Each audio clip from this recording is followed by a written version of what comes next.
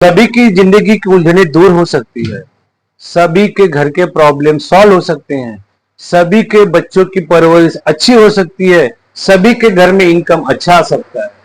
किस तरह आएगा, इसके मैं डॉक्टर कल्पनाथ आज आपको बता रहा हूं कि किस तरह हमारे घर में उलझने आती हैं, उलझनों को सॉल्व कैसे किया जाता है।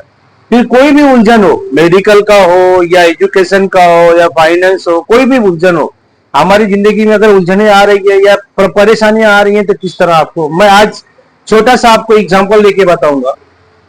आज आपको मैं एग्जांपल लेके बताऊंगा। आप देखिए, ये इतना सारा पेपर है, एक है, दो है, तीन है, चार है, पांच है। इसको अगर गट्ठा बनाया जाए तो कितना मोटा गट्ठा हो जाएगा। इतना मोटा गट्ठा है ये पेपर का। इतना इतना सारे सब, ये समझो हमारे सब उलझने हैं। ये सब हमारे उलझने, इतने सारे पेपर्स हैं। किसी आप देखोगे कि इस ये सब उलझने, आप अगर आप दिमाग से सोच रहे हो कि ये उलझने हैं तो उलझने हैं। आप अगर ये सोचोगे कि ये परेशानियां हैं तो ये परेशानियां हैं। अगर आप ये सोचोगे कि यही शॉर्ट आउट है तो ये शॉर्ट आउट है। आपके सोच के ऊपर निर्भर रहता है कि आप किस तरह के विचार रख रहे हो। आपके प्रॉब्लम के बारे में आप किस तरह के विचार रख रहे हो। अगर आप ये सोच रहे हो कि इतनी सारी पेपर्स हैं, ये उलझने हैं तो हैं, और शॉर्ट आउट है तो है, तो ये शॉर्ट आउट क्या है, उलझने कैसे हैं, मैं आपको बताऊंगा। आपने अगर इसको मान लिया कि इतने सारे प्रॉब्लम्स हैं, ये पेपर जहां डालोगे ना, वहां पे आपको कचरा दिखेगा। जहां भी डालोगे वहां, आप मोड़ के डालोगे तो भी कचरा दिखेगा, इसको फाड़ के डालोगे तो भी कचरा दिखेगा, जला के रखोगे तो भी कचरा दिखेगा। लेकिन उस कचरे को अच्छी तरह से कैसे मैनेज करने का, या उस पेपर को किस तरह मैनेज करने का, आपको मैं निगेटिव पॉइंट बताया कि आपने निगेटिव सोचा कि ये कचरा है। ठीक है, कचरा, आपने इसको पेपर को पढ़ लिया, पढ़ने के बाद आपने फेंक दिया। फेंकने के बाद क्या कचरा हो गया। आपके घर में भी पड़ा रहे तो कचरा रहेगा, आप रद्दी के भाव में भी बेचोगे तो कचरा कचरा रहेगा, क्योंकि आपने क्या सोचा ये कचरा है। आपने क्या सोचा कचरा है। और यही कचरा जरूरतमंद के पास जब जाता है, यही रद्दी पेपर जरूरतमंद के पास जाता है, जैसे फ्रूट वाला हुआ, फास्ट फूड वाले हुए, चाट वाले हुए, या कोई और किराना का दुकान का शॉप वाला हुआ। अगर इन लोगों के पास जाने के बाद ये उनको जरूरत रहता है, आपको जरूरत नहीं था तो इसके अपने कचरा हो गया। लेकिन जिसको जरूरत रहता है उसको क्या है कि ये अब पॉजिटिव के सोच है। अब मैं आपको पॉजिटिव, जिसको जरूरत है, अभी वो अभी समझ लीजिए कि फास्ट फूड दुकान में जाता है, एक एक पेज इसको फाड़ के, अच्छी तरह से इसको फाड़ के, और अच्छी तरह से इसको पूरी तरह से एक एक पेपर निकालते, और उसमें जब भी वो कस्टमर को पार्सल देते हैं तो एक एक पीस, एक एक पीस, एक एक पीस देते देते देते वो पेपर का सारा बंच खत्म हो जाता है। ध्यान से सुनिए मेरे भाई, सारा बंच खत्म हो जाता है। अगर सारा बंच खत्म हो जाता है, खत्म हो गया सारा बंच, स्लोली स्लोली 1 महीने के बाद सारा पेपर खत्म हो गया। लेकिन इसमें पॉजिटिव क्या सोचता कि वो फास्ट फूड पैक करके अच्छी तरह से कस्टमर तक जाए, कस्टमर के पेट में फास्ट फूड जाने तक ये पेपर सपोर्टिंग का काम करता है। ये पेपर सपोर्टिंग का काम करता है, सेफ्टी का काम करता है। किस चीज का, फास्ट फूड प्रोडक्ट को। अगर वो उन्होंने, किराने के दुकान वाले ने या फास्ट फूड के दुकान वाले ने ये सोचा कि ये पेपर है, इस पेपर से हम अच्छे से अच्छा कस्टमर तक इसके लपेट के हम दे सकते हैं, उन्होंने दे दिया, पॉजिटिव थिंग, उनका काम हो गया। काम क्या हो गया, आपने कितने रुपए में बेचा था रद्दी को, आपने बेचा था 3 रुपए किलो में। कस्टमर ने उसी 3 रुपए किलो को 30 रुपए किलो में या 300 रुपए किलो में बेचा। उन्होंने कितने में, 300 रुपए किलो में।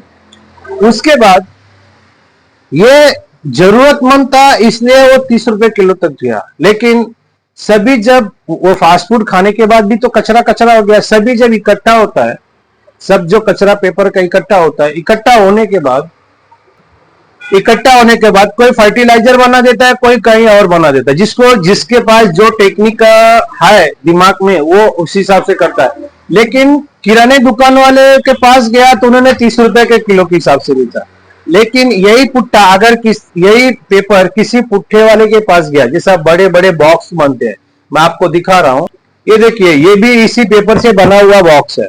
ये पिज्जा का बॉक्स है। ये बॉक्स किस चीज से बना है, ये पेपर से बना है।